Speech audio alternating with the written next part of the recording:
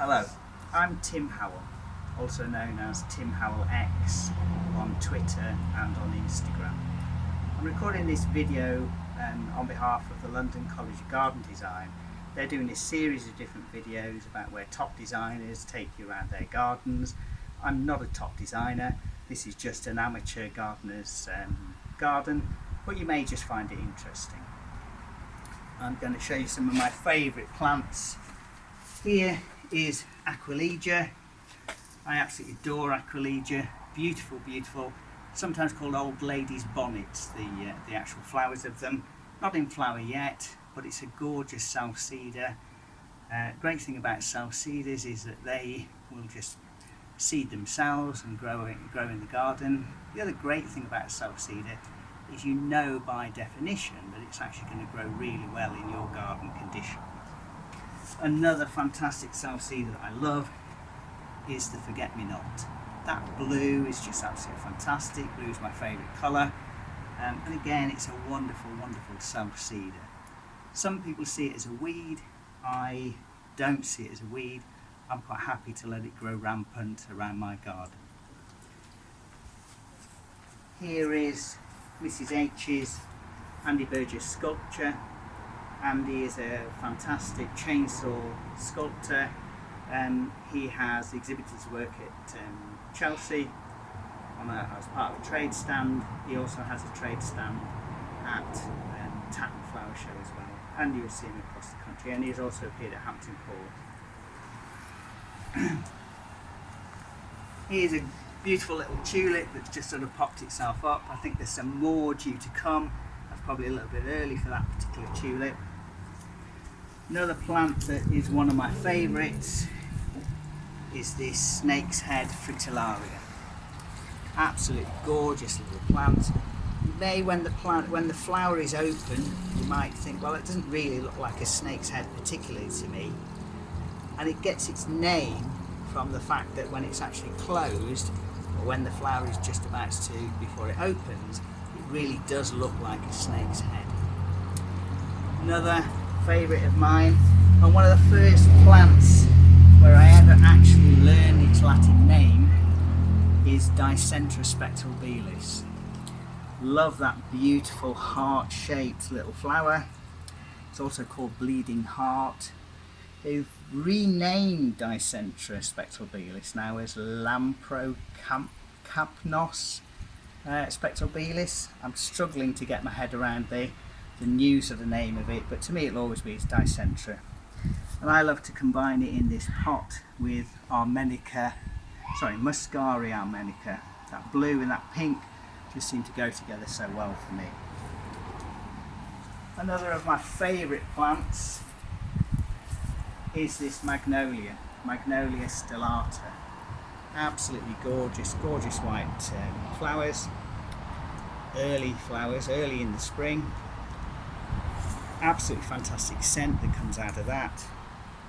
I love the fact that during the winter it's covered up in these beautiful little kind of woolen jacket sort of things that protect it from the frosts, and then it'll start to come out and produce that fantastic scent.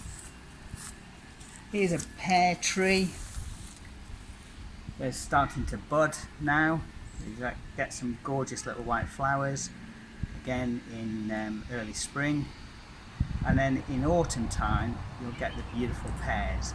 So you can kind of enjoy this tree sort of all the way through. Same with apple trees, etc. Any fruit trees, you get that gorgeous blossom, and then you get that gorgeous fruit towards the end of the year. Just coming a little bit further round.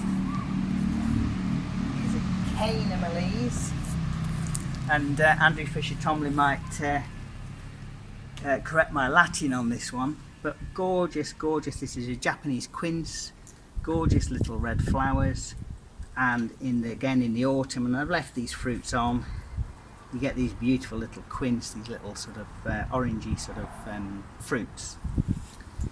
This, I would say, is my absolute favourite in the garden. I'm a bit bad, I have lots of favourites, and I think as I've had a bit of a discussion with other gardeners on Instagram and Twitter, your favourite tends to be the thing that's always in flower at that particular time of the year.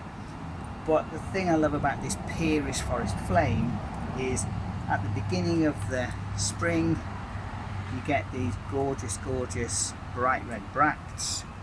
You also get these beautiful little bell-like white flowers. These bright red bracts will over the summer start to turn orange and then yellow, and then they change colour, etc. And because it's an evergreen, you actually get the green of the foliage all the way through the winter.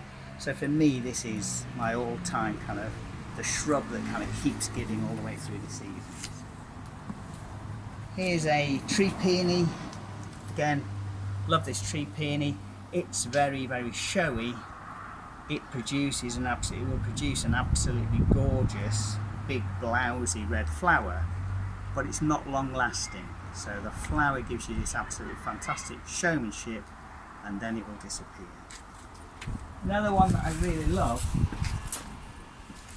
and it's a bit of a Marmite plant this. Some people love it, some people hate it. It's Forsythia. But I just adore that kind of pop of yellow that it gives you in that early spring. That kind of brightness, I just think it's absolutely great, and I will love it all day long. I'm just going to come round this way now, and this is the sort of final kind of part of the garden I'm going to show. I've got these Commercia that are growing. Saw these on Chris Beardshaw's 2015 Chelsea garden, and found out they were grown by Hairspring Cottage Plants.